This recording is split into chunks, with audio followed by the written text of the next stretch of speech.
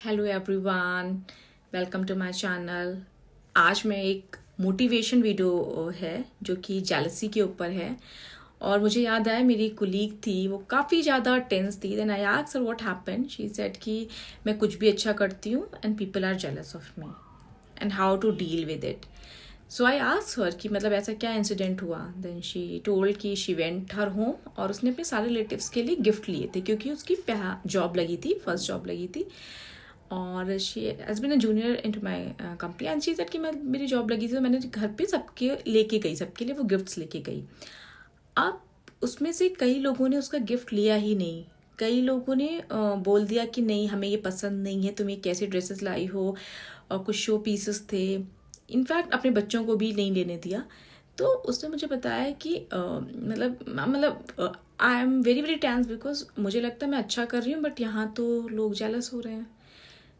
तो मैं आपको समझाना चाहूँगी, देखिए, जेलसी कोई बहुत वैसी चीज़ नहीं है कि जेलस हो रहा है तो इंसान नेगेटिव है।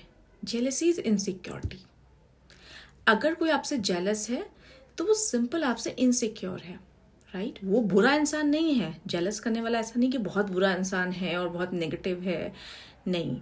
जेलस वाला थोड़ा सा इनसिक्योर है। जैसे कि वो गिफ्ट्स लेके गई और उसके नहीं किसी ने लिए गिफ्ट, तो उसका मतलब लोग इनसिक्योर थे। लोगों को ये लगा कि भाई हम इतना आगे नहीं बढ़े और ये देखो इसकी जॉब लग गई। तो उस तरह की छोटी छोटी चीज़ें होती हैं। तो बंदा खुद में, जो बंदा इनसिक्योर होता है वही बंदा जेलस कहलाता है, राइट? और जब इस तरह की सिचुएशन होगी तो आपको कभी भी परेशान नहीं होना है, right? First of all in चीज़ों के लिए ना आपको आइडेंटिफाई करना है कि वाकई कोई जेलस है और या मुझे सिर्फ लग रहा है, राइट? तो जेलसी को फर्स्ट ऑफ ऑल बहुत नॉर्मलाइज कर दो, बहुत ही नॉर्मलाइज। अगर आपके अच्छे मार्क्स आएंगे, आप क्लास में टॉप करोगे, आपकी अच्छी जॉब लगेगी, लोग जेलस होंगे। That is normal phenomena. वो ट्रिगर होगा लोगों को कि भाई अच्छा कर। जेलसी एक ऐसा इंडिकेशन है, अगर कोई आपसे मतलब जेलस, तो वो एक इंडिकेशन है कि you are doing something good. मतलब आप कुछ अच्छा कर रहे हो। आप उस सेंस में देखा करो ना। उससे डिप्रेस क्यों होना, उसको ये क्यों सोचना भाई मेरे से जेलस है, मुझे बुरा लग रहा है, मेरे से सब चिढ़ते हैं। भाई चिढ़ते क्यों हैं? भाई आप अच्छा कर रहे हैं, somewhere you are doing something जो वो नहीं कर पा रहे हैं, राइट? इनसिक्योर हैं वो लोग, इसलिए उन्होंने मुंह बना दिया, राइट? तो वो चीज़ें आपको समझनी पड़ेंगी और उस चीज़ को बहुत ही कामनेस से हैंडल करना पड़ेगा। उसके लिए ना ही परेशान होना है, ना ही उससे लड़ना है, ना ही कुछ बोलना है। आप अपने काम से मतलब रखिए।